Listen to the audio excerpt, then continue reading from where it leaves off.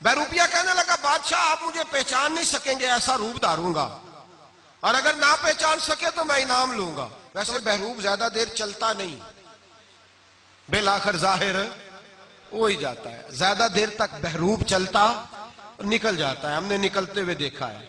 अल्लाह तबारक व तआला अपने फजल से पर्दादारी नसीब फरमाए।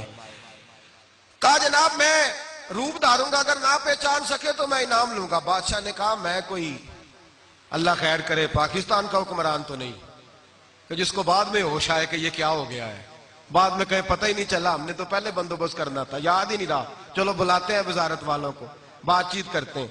कहा मैं समझदार हूं और दरवेशों के पास बैठने वाला हूं, तरबियत याफ्ता हूं, तू जिस तरह का भी रूप धारना चाहे धार के आ जा, मुझे मेरा नहीं कुछ बिगाड़ सकता। बादशाह एक दिन बाहर निकल रहा था सैर के लिए, तो जब बादशाह निकला करता था तो भिखारी आया करते, उसने भी अपने चेहरे पे खाक मली, फटा पुराना लिबास पहना, रूप बदला, एक कासा हाथ में लिया, बादशाह के करीब से सब लोग गुजर रहे हैं, बादशाह सब भिखारियों को दे रहा है, किसी को 1, किसी को 2 रुपए, किसी को 5 रुपए। इसकी बारी आई तो बादशाह ने 10 रुपए दिए, कहने लगे साहब जी आपका आने जाने का किराया मैंने आपको पहचान लिया है, फिर किसी वक्त आइएगा, मैंने पहचान लिया आपको। चला गया। कुछ देर के बाद बादशाह ने कहा मैंने सिपाही भर्ती करने हैं, तो दौड़ शोर लगाए नौजवान बच्चे। खैर लोग आने लगे, 2, 4, 5 लोगों को बादशाह ने देखा तो ये भी है छठे 7वें नंबर पे, मूछें जरा बड़ी कर ली है, चेहरे पे दाढ़ी जरा बढ़ा ली है, रंग रूप बदल के आया। बादशाह ने 10 रुपए निकाले, कहा मियां तुम्हारे आने जाने का किराया मैंने तुम्हें पहचान लिया है। एक नहीं 2 नहीं 10 मरतबा उसने रूप धारा, जाने क्या क्या बन के आया। 2 साल बीत गए, जब भी आता बादशाह उसको पहचान जाते, बड़ा परेशान हुआ। बादशाह को एक मुहिम के लिए जाना था, फौजी साथ लेके बहुत बड़ा लश्कर लेके बादशाह निकला सफर के लिए। मेरे आला हजरत फाजिल बरेलवी रदी अल्लाह ताला अन्हु लिखते हैं, निकला ना जब बादशाह, उसने देखा कि एक पहाड़ और पहाड़ के ऊपर लोग जा भी रहे हैं आ भी रहे हैं, लाइन लगी हुई है लोगों की, आते भी है जाते भी। बादशाह रुक गया, उसने कहा साहब यहां क्या है?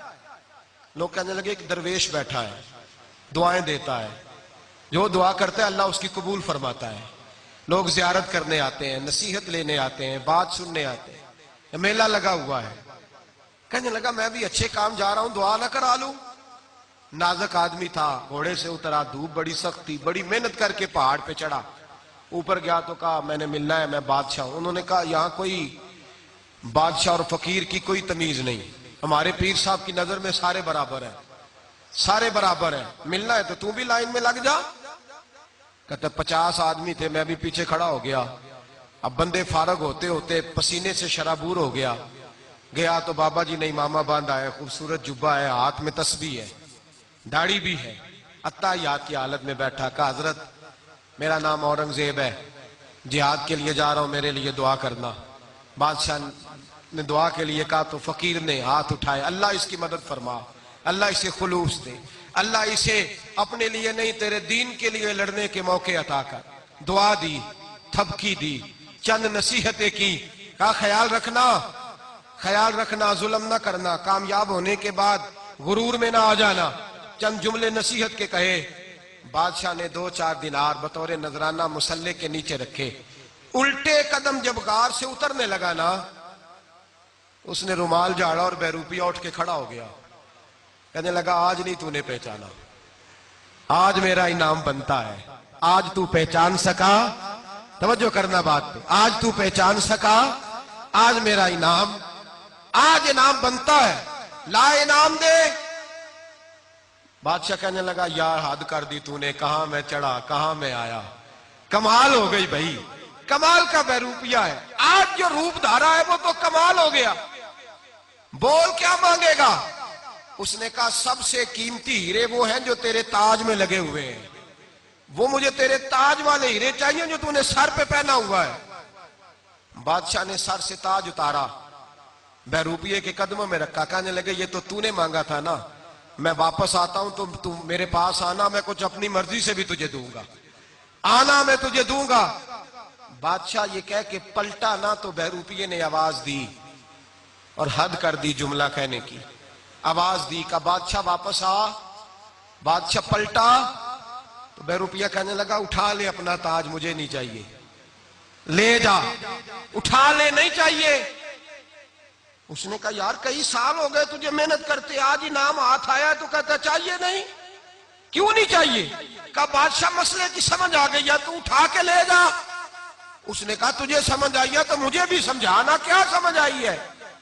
بہروپیہ تھا، مداری تھا، دھوکے باز تھا، پر رو پڑا، آنکھیں برس پڑی، چیخ مار کے رویا، اور میرے رسول پاک پہ درود پڑھنے لگا، میرے نبی پاک کے نام کے نعرے لگانے لگا، کہنے لگا بادشاہ یار دیکھ تو صحیح، میں نے جھوٹ موٹ نبی پاک کا لباس پہنا ہے، جھوٹ موٹ حضور کے دین کا نمائندہ بناؤ، جھوٹ موٹ کا لباس پہنا ہے، تو تیرے جیسے بادشاہوں کے تاج میرے قدموں میں آ گئے ہیں، اگر میں سچ مچ رسول اللہ کا غلام بنوں گا تو اللہ کتنی عزتیں عطا فرمائے گا، اللہ کتنی شانوں سے نوازے گا، ٹھوکریں کھاتے پھرو گے، ان کے در پہ آ پڑو، قافلہ تو اے رضا اول گیا آخر گیا۔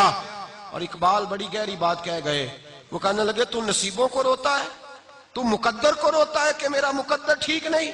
کہنے لگے کہ محمد سے وفا تو نے تو ہم تیرے ہیں، یہ جہاں چیز ہے کیا لوح و قلم، لو لے لے لو، اس شعر کا مطلب سمجھے، کہنے لگے لوح و قلم لے لے جا، اللہ کہتا ہے تو اپنی مرضی سے اپنا نصیب لکھ لے، پر شرط یہ ہے کہ کی محمد سے وفا تو نے تو ہم تیرے ہیں، یہ جہاں چیز ہے کیا لوح و قلم تیرے ہیں، قوت عشق سے ہر پست کو بالا کر دے، اور دہر میں اس میں محمد سے اجالا کر دے، رسول